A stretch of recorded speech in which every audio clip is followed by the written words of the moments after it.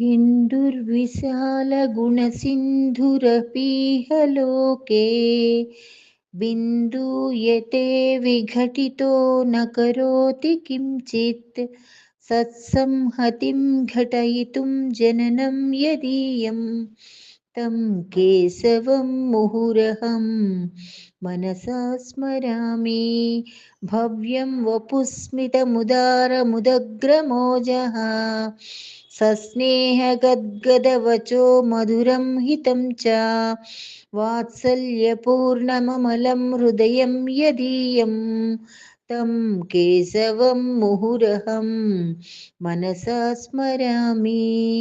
सङ्घे कलौ भवति शक्तिरिति प्रसिद्धं जानाति हिन्दुजनता न तु तत्कथञ्चित् सम्यक् विनेतुमिह तत् हृतवान् वपुर्यः तं केशवं मुहुरहं मनसा स्मरामि।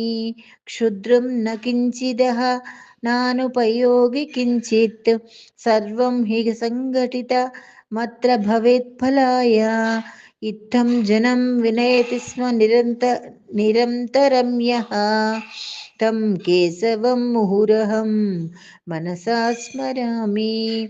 आर्यक्षितेरिह समुद्धरणाय दास्यात् दास्यामि देहमिति सङ्घटनां विधातुं निश्चित्य भीष्ममचरत् सततं व्रतं यः तं केशवं मुहुरहं मनसा स्मरामि। आर्यक्षितेरिह समुद्धरणाय दास्यात् दास्यामि देहमिति सङ्घटनां विधातुं निश्चित्य भीष्ममचरत् सततं व्रतं यः तं केशवं मुहुरहं मनसा स्मरामि। यो डाक्टरेति भिषजां पदमादधानो विज्ञातवान् भरतभूमिरुजां निदानं सङ्घौषधं समुदपादिनवं च येन तं केशवं मुहुरहं मनसा स्मरामि। एको बहु किल भवेयमितीश्वरेच्छा सैवाभवत् सततमेव पराय दन्तः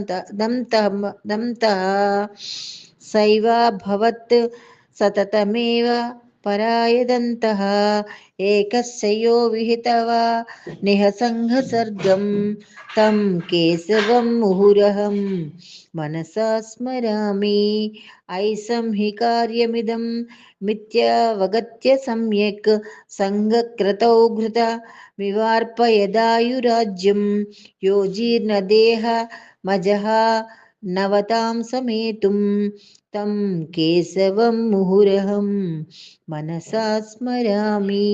अष्टकं केशवस्येद्यं प्रातर्नित्यं पठन्ति ये सङ्घकार्येण काठिन्यं तेषां भवति कर्हिचित्